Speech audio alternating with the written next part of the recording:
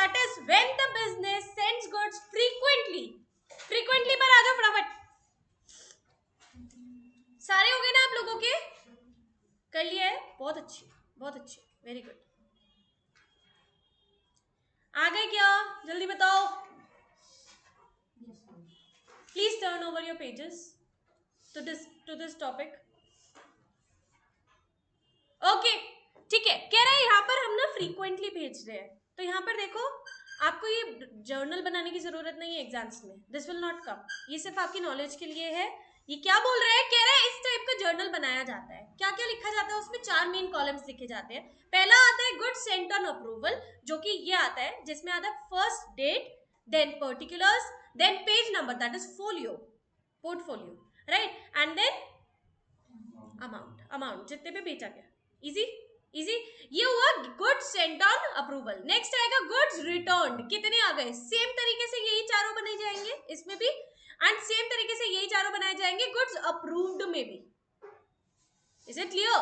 Goods sent on approval में total goods आएंगे. मान लो हमने 100 गुड्स भेजे थे, उसमें से रिटर्न कितने हो गए? 80 हो गए. अप्रूव कितने हो गए? 20 हो गए. बैलेंस कितने बचे? बैलेंस जो भी फाइनल कॉलम है आप लोगों का, अगर बैलेंस बचता है, पैसे बचते हैं या जो भी है, अमाउंट लिखोगे यहाँ पर. सिर्फ समझ आ रहा है? नहीं आ रहा है? इसमें और कुछ नहीं लिखना. ये एग्जाम्स में you don't have to make this column wise thing. You don't have to make it. It is just for your knowledge purpose. हाँ, आपका जर्नल कैसे बनेगा वो अब हम सीखते हैं. समझ आ रहा है? जर्नल देखो कह रहे हैं बैलेंस अमाउंट को कैसे कैलकुलेट किया जाता है. ये इंपॉर्टेंट है, लिख लो जरा. बैलेंस अमाउंट को कैसे कैलकुलेट किया जाएगा?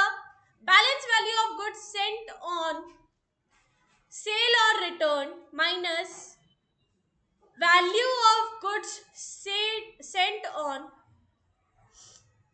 सॉरी क्या बोल रहा हूं मैं? ओके, सबसे पहले आएगा आपका balance value is equals to, ये ऑफ लिखा है ना, इसको इक्वल्स कर दो. कह रहे गुड्स सेंट ऑन सेल और रिटर्न यानी कि total goods minus value of goods return minus value of goods approved. समझ आया? अभी देख लो यहाँ पर 100 थे, मान लो यहाँ पर 60 रिटर्न हो गए, 20 अप्रूव हो गए. अब कितने बचे balance?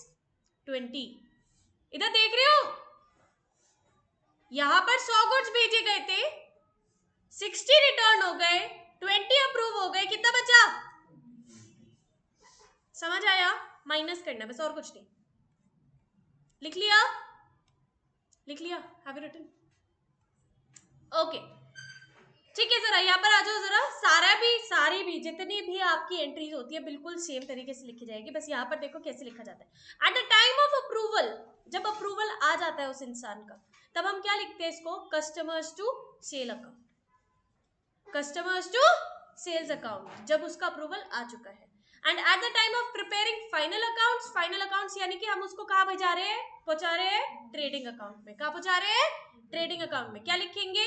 goods with inventories, inventories with customers, lying with customers on sale or return account debited to trading account. वही लिखा जाता है, बस cost और NRV whichever is less करके AS2 लगता है.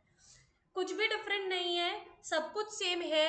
बस यहाँ पर दो चीजें ध्यान रखनी है आपको, eight the time of approval, eight the time of preparing final accounts. उसके अलावा और कुछ भी डिफरेंट नहीं है. समझ आ रहा है? Is it clear? ठीक है, कर लोगे? क्वेश्चंस इसके हैं नहीं वैसे. ठीक है ना, आपके आएंगे एग्जाम्स में. फ्रीक्वेंटली वाले क्वेश्चंस आते नहीं है, क्योंकि वो बिल्कुल ऐसे ही ट्रीट किया जाता है जैसे आपका कैजुअली चल रहा है. जैसे आप कैजुअली को करते हो ट्रीट, बिल्कुल वैसे ही आपका फ्रीक्वेंटली भी ट्रीट किया जाता है. समझ आ रहा है? नहीं आ रहा है? इजी है. आ जाते हैं हम लोग न्यूमरसली पर, फटाफट क्विकली. न्यूमरसली देखो जरा, मेमोरेंडम सेल और लेजर रिटर्न लेजर अकाउंट कैसे बनेगा आपका? कह रहे हैं रेगुलर जनरल लेजर से कंपेयर कर रहे हैं हम. देखेंगे कैसे बनता है. सबसे पहले सेल या फिर return account debited to individual customers account. वही जो हमारी रिटर्न हो रही है. अगर रिटर्न होती है तो क्या लिखते हैं? Sales return account debited to customers account. वही लिखते हैं. यहाँ पर भी वही चीज लिखते हैं? नहीं लिखते हैं. लेकिन यहाँ पर अरे ये कुछ और ही है. जस्ट वेट,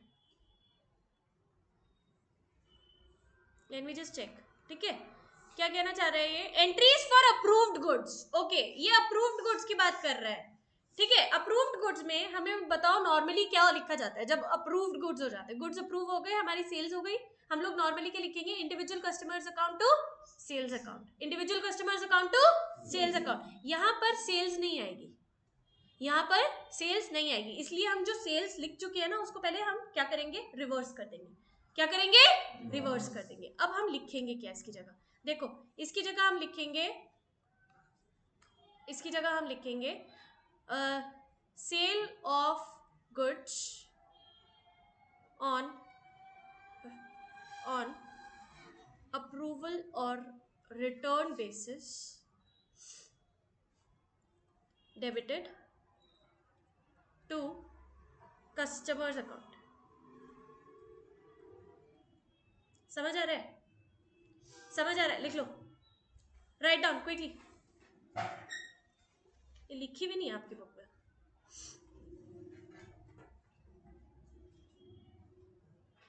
लिखो, sale of goods on approval और return account debited to customers account. इसके अलावा आई डोंट थिंक इसके कोई क्वेश्चंस भी होंगे, क्योंकि मेनली आपका कैजुअली ही आता है, ठीक है। लास्ट में जब गुड्स अभी भी हमारे इन्वेंट्रीज यानी कि inventories lying with the customers है, एट द इनवॉइस प्राइस है, तो हम क्या लिखते हैं? लास्ट में एंट्रीज नॉर्मली आती है, क्या आती है? Inventories lying with the customers to trading account, बस। उसके अलावा और कुछ नहीं आएगा, और वो भी किस पे जाएगा? कॉस्ट और NRV, whichever is lower.